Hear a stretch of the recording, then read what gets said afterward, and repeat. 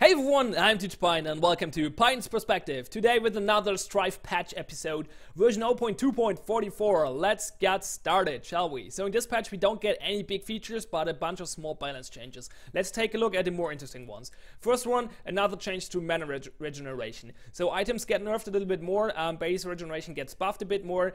Mana regeneration items were still a little bit too important in the laning phase, so this is another step in this direction. The next change is regarding out of combat regeneration. How out of combat regeneration works is that the amount of health regeneration you get is based on your health regeneration and your max HP.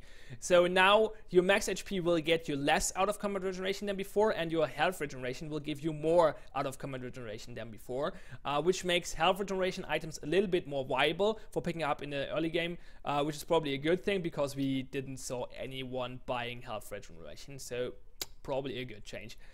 Next change is to the Crux. In the last patch we got a scaling shield on the Crux, which now got nerfed a little bit. However, we get scaling for health and damage now as well, and a little bit lower base values, which makes the Crux a little easier to kill in the early game and a little bit more consistent throughout the game as the Command of the Death state here, which makes sense. Then we get a bunch of hero changes. There are two big things here. First of all, we got a small mini rework of stealth. Stealth will now cancel as soon as you start casting a spell instead of when the spell actually triggers. So this is true for all the stealth things, Blazer's ultimate, Shadow Wheel, and Razor. And the other thing is a bunch of range nerfs for long range skills to make the poke game a little less potent.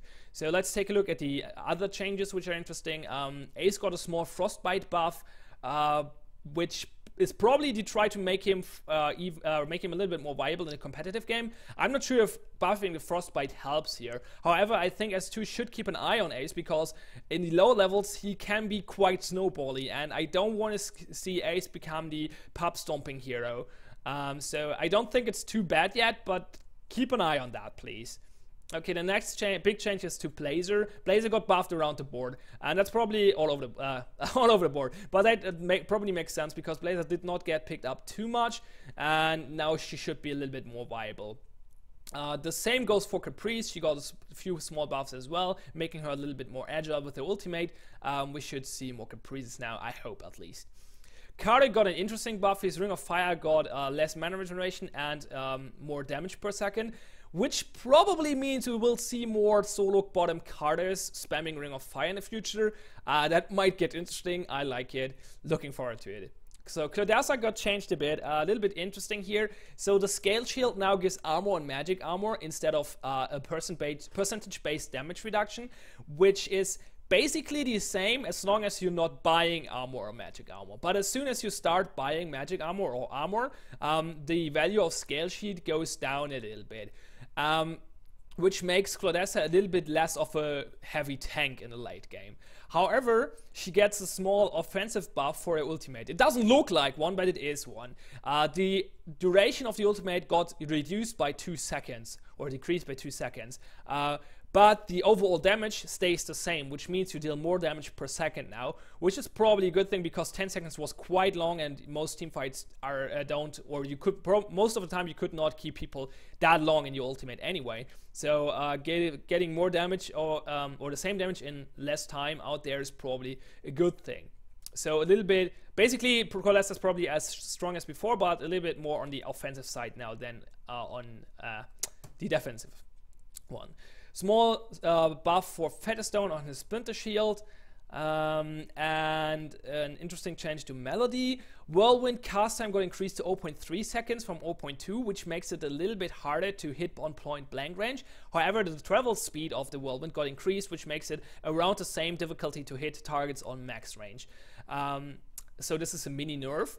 However, Golden Gate got buffed a bit by reducing the cooldowns on the higher levels, which gives you a reason to level up this skill now, actually, which is a good thing, I think, because so far this was this one trick pony, and yeah, we will see if this changes now. Yeah, the last big change is actually Winter Charm. The cooldown got increased to 30 seconds from 20, which is quite a lot, 50%, which is probably a good idea because Winter Charm was quite strong. It's probably still quite strong, but it got nerfed a little bit now. Basically it makes it harder to use it for farming now, or for pushing, because now you have the skill or the item will be on cooldown for way longer than before, which yeah, makes it a little bit harder to use it properly on creeps without yeah, making it not viable or not available in the next team fight. This more or less wraps up the patch. Thanks a lot for watching. Have fun and see you next time.